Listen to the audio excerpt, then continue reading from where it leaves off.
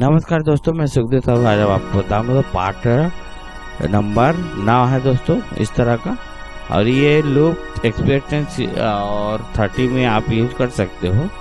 नए तो हमारे चैनल को लाइक शेयर सब्सक्राइब जरूर करें। इसमें कंप्लीट 5 फुटलर है, चंदेरी, डिस्को, जस, ओडिया, पंथी। तो मैं कंप्लीट आपको चला के सुना रहा हूँ दोस्तों।